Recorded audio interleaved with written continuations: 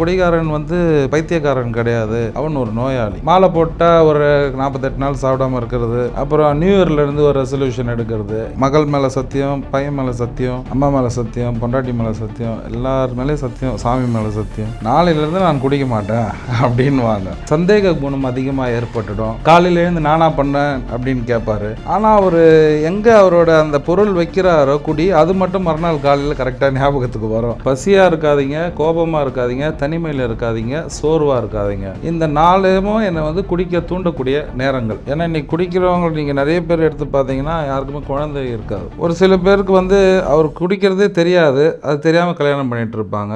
அதுக்கப்புறமா தான் தெரியும் அவங்களுக்கு. இதனால் நம்ம இந்த எவ்வளோ டாக்டர்ஸ் கிட்ட நம்ம போனாலும் இந்த குழந்தை பாக்கியம் வேணும்னா நான் இந்த குடியிலிருந்து மீண்டு வந்தால் தான் நான் அதிலிருந்து அதுக்கு உண்டான விஷயங்கள் நான் பண்ண முடியும். சயின்டிஃபிக்காக என்ன சொல்கிறாங்கன்னா, சின்ன வயசில் வீட்டில் யார் அதிகமாக பயந்தாங்களோ அவங்க தான் இன்றைக்கி அடிக்டாக ஆகுறாங்க. இப்போ ஒரு சில பேருக்கு 7 மணி ஆனாவே எல்லாத்தையும் எடுத்து வச்சுருவாங்க, அந்த குடிக்கு போகிற உண்டான ஞாபகம் வந்துடும். அப்போ அந்த ஒர்க்கில் இருந்தாலும் அவங்களோட திங்கிங் தாட்லாம் அதில் தான் இருக்குமே. எப்போ நமக்கு முடியும், எப்போ நம்ம போகணும், அந்த டைம் ஆக ஆக ஆக அதுதான் அடிக்ஷன். என்றைக்கு அந்த நினைவு நமக்கு வருதோ அப்பயே அவங்க அந்த அடிமைத்தனத்துக்குள்ளே போகிறாங்க. நம்மக்கிட்ட என்ன நம்ம அவங்களுக்கு பண்ணி தரோம்னா மன ரீதியான சிகிச்சை, அதாவது சைக்காலஜிக்கல் கவுன்சிலிங் தான்.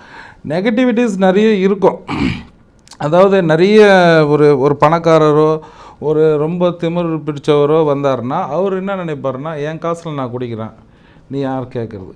போலியாகவே வெளியில் போய் சொல்லுவாங்க, எனக்கு உள்ளே எதுவுமே செய்யலை, என்னை உள்ளே அடித்தாங்க, அந்த விதமான கமெண்ட்ஸ்லாம் கூட இருக்குது. அது எந்த அளவுக்கு உண்மையானது சார்? இங்கேருந்து போகிறவங்க தான் அதை பண்ணுறது. அதாவது ஒரு சிம்பதி கிரியேட் பண்ணுறதுக்காக. அப்போ நான் திரும்ப குடிக்க போகிறேன், என்னை நீ அந்த இடத்துல சேர்க்காத. பிஹைண்ட் நோட்ஸ் பெருமையுடன் தயாரித்து வழங்கும் மூன்வாக் மியூசிக்கல் நைட் ஜனவரி 4 ஞாயிறு மாலை 4 மணி அளவில் சத்யபாமா யூனிவர்சிட்டி சென்னையில் நடைபெற உள்ளது. உங்கள் டிக்கெட்ஸை BookMyShow, District ticket 9 மற்றும் கின் ஆப்களில் ஸ்கிரீன்ல தெரிகிற வாட்ஸ்அப் நம்பர், வெப்சைட் மூலமாக புக் செய்வோம்.